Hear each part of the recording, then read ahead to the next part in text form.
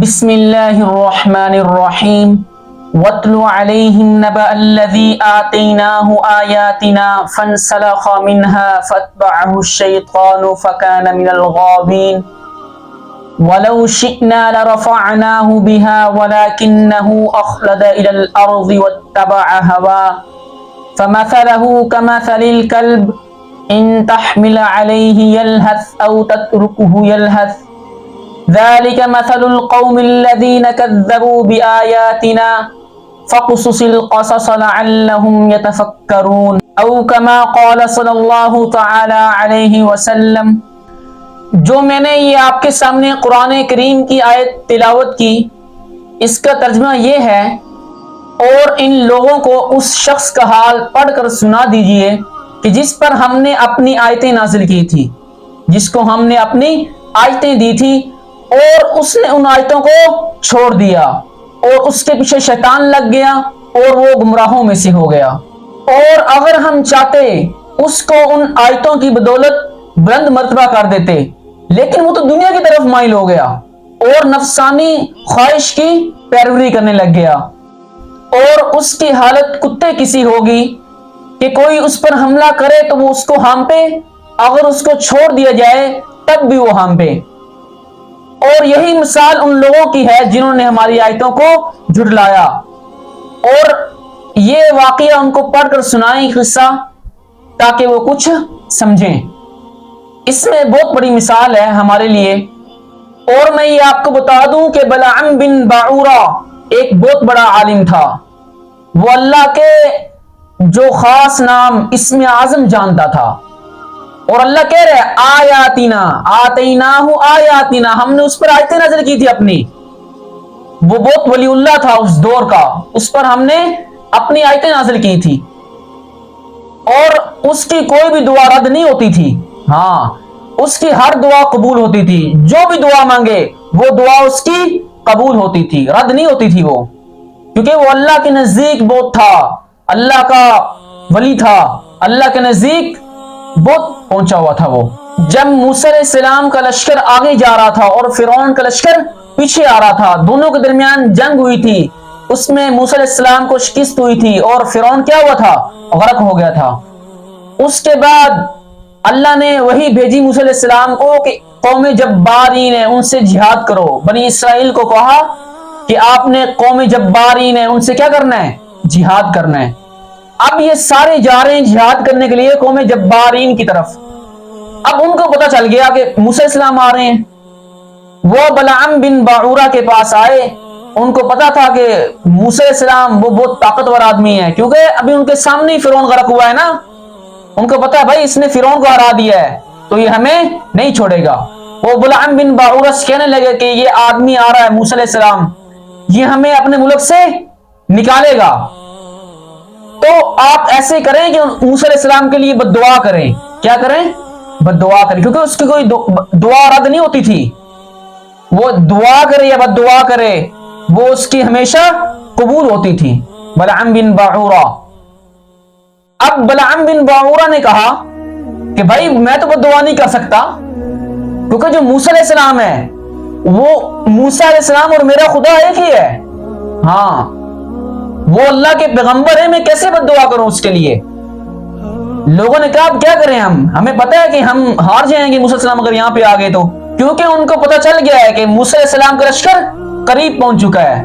اب بلعم بن باعورہ کے پاس منتیں کر رہے ہیں، لیکن بلعم بن باعورہ نے کہا کہ میں بد دعا نہیں کروں گا، وہ تو نبی ہیں، ہم دونوں ایک ہی چیز ہیں نا بھائی، ایک ہی خدا کے ہیں، وہ بھی ایک خدا کو مانتا ہے، میں بھی اسی کو مانتا ہوں، تو ہماری ایک ہی قوم ہے، ٹھیک ہے۔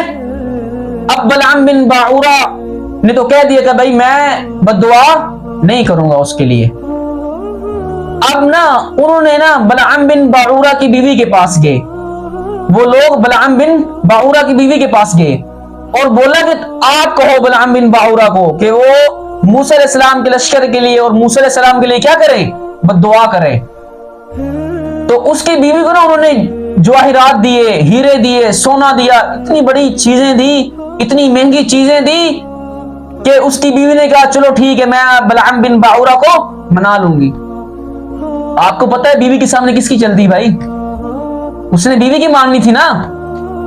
تو بلعام بن باعورہ کی بیوی نے کہا بلعام کیا ہوتا ہے اس میں، وہ ہماری قوم میں آ رہے ہیں تو آپ بد دعا کر دو. بلعام بن باعورہ نے کہا میں بد دعا نہیں کر سکتا. اس کی بیوی نے اس کو بار بار کہا. پھر بیوی تھی نا، اس نے کہا کہ آپ بد دعا کرو، نہیں کچھ ہوتا، چھوڑو بس بد دعا کرو. بلعام بن باعورہ نے کہا چلو میں ایسے کرتا ہوں کہ نا میں استخارہ کرتا ہوں. اب بلعام بن باعورہ نے استخارہ کیا، اس میں یہی نکلا کہ بد دعا نہیں کرو، موسیٰ علیہ السلام کے لیے بد دعا مت کرو. بلعام بن باعورہ نے کہا بھائی میں نے استخارہ کیا، اس میں بھی یہی آ رہا ہے کہ اس کے لیے بد دعا نہ کرو. تو اس کی بیوی نے بار بار اکسایا کہ نہیں آپ بد دعا کرو، نہیں کچھ ہوتا، اتنی بڑی دولت مل گئی ہمیں، اور جب دنیا کی دولت مل جائے تو بندہ اندھا ہو جاتا ہے دنیا کے پیچھے، ہر چیز بھول جاتا ہے. پھر بلعام بن باعورہ کو انعام، جواہرات، سونا چاندی نظر آ رہا ہے، اس کے پیچھے وہ کیا ہو گیا؟ اندھا ہو گیا. اس کی بیوی نے اندھا کر دیا اس کو. بیوی کے پیار میں، عشق میں، وہ جو بیوی نے کہا تھا وہی مانا اس نے. اب پھر لوگ آئے، بلعام بن باعورہ نے کہا چلو ٹھیک ہے میں بد دعا کر دوں گا. مان گیا بد دعا کے لیے. اتنا بڑا ولی اللہ تھا، اس میں اعظم جانتا تھا. اور اللہ نے اس کی مثال کتے کی سی دی ہے. اس کی مثال کیا ہے؟ کتے کی سی ہے. جان لا فرما رہا انما یخشى اللہ من عباده العلماء. وہاں عالموں کی تعریف ہو رہی ہے، کیسے اللہ کیسی شان بیان کر رہا ہے. جو میری رغبانیت ہے وہ کس کو ہے؟ علماء کو ہے. وہ علماء کو ہے. جہاں اتنی بڑی تعریف کر رہا ہے، اگر وہی عالم دنیا کے پیچھے لگ جائے، اللہ کی آیتیں جھٹلا دے، تو اس کی مثال کس کی دی اللہ نے؟ کلب، کتے کی سی. اور بلعام بن باعورہ بد دعا کے لیے مان گیا. اب بلعام بن باعورہ گدھے پہ بیٹھ کر بد دعا کے لیے جا رہا ہے، بد دعا کرنے کے لیے. اس کی قوم بھی ساتھ، جو قوم جبارین تھی، اس کچھ لوگ وہ بھی ساتھ جا رہی تھی. بلعام بن باعورہ گدھے پہ جا رہا ہے. ابھی کچھ راستہ رہ گیا تھا کہ گدھا راستے میں رک گیا.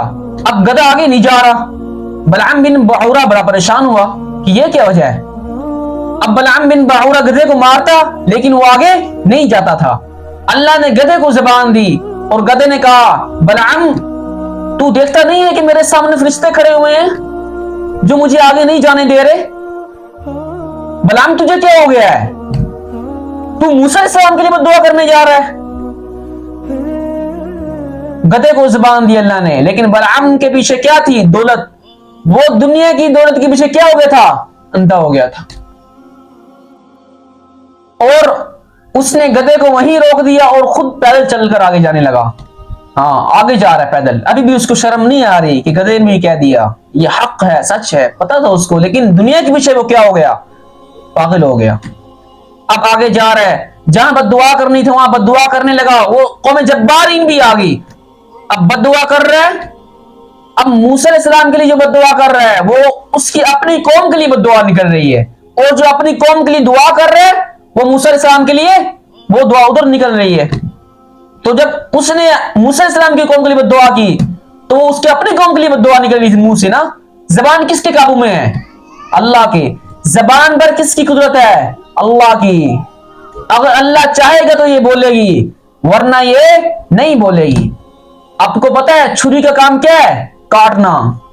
لیکن جب اللہ اس میں کاٹنے والی صفت نکال دے تو یہ نہیں کاٹے گی. یہ اللہ نے صفت دی ہوئی ہے نا، اللہ کے حکم سے کاٹے گی. ابراہیم علیہ السلام چھری چلاتے رہے ہیں. نبی کے پاس تو 40 بندوں کی طاقت ہوتی ہے، لیکن چھری نے اسماعیل کا ایک بال بھی نہیں کاٹا. آپ کو پتا ہے آگ کی صفت ہے جلانے کی. آپ آگ جلاؤ جسم جل جائے گا، حرارت ہوگی نا، جسم جل جائے گا. اس کی صفت ہے جلانا. اللہ وہ صفت نکال دے تو وہ اگر اللہ وہ صفت نکال دے تو وہ نہیں جلا سکتی. یہ اللہ کے حکم سے جلائے گی. جو درختوں پر پھل لگتا ہے یہ اللہ کے حکم سے لگتا ہے بھائی. آپ درخت کو کاٹ کے دیکھ لو، اس میں یہ پھل نہیں نظر آئے گا، یہ اللہ کے حکم سے لگتا ہے. اب لوگوں نے کہا کہ بلعام تجھے کیا ہو گیا ہے؟ وہ بلعام کو دیکھنے لگے کہ کیا ہوا تجھے؟ بھائی یہ تو ہمارے لیے تو بد دعا کر رہا ہے، تو نے تو موسیٰ علیہ السلام کی قوم نہیں بد دعا کرنی تھی. بلعام نے کہا بھائی یہ زبان اب میرے کنٹرول میں نہیں رہی، میرا تو کنٹرول ہی نہیں چل رہا، میں تو وہیں نکال رہا ہوں لیکن یہ الٹ ہو رہا ہے اس کے. بھائی زبان پر تو قدرت اللہ کی ہے نا. اب امتحان ہو گیا اس کا, اس نے بد دعا تو نکال دی لیکن وہ تو اللہ نے چینج کر دیا نا. اب اللہ نے اس کو سزا کیا دی بلعام بن باورا کو, اس کی زبان کو سینے تک لٹکا دیا, یہاں تک سینے تک لٹکا دیا, اس کو لمبی کر دی, سینے تک زبان کو لٹکا دیا.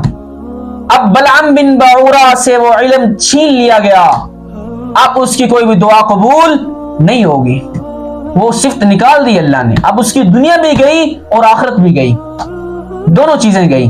تو بلعام بن باورا نے کہا میں تمہیں ترغیب بتاتا ہوں, اس پہ عمل کر لو, مجھے یقین ہے کہ وہ میری ترغیب کامیاب ہو جائے گی. اب اس نے کیا ترغیب دی کہ جو بنی اسرائیل کے ساتھ آدمی ہیں, جو اتنا بڑا قبیلہ آ رہا ہے, وہ کافی دن پہلے فرعون کے لشکر میں تھا, وہاں جنگ لڑ رہے تھے, وہ اس میں غرق ہوا, مطلب کافی ان کو مہینے ہو گئے کہ وہ اکیلے ہیں.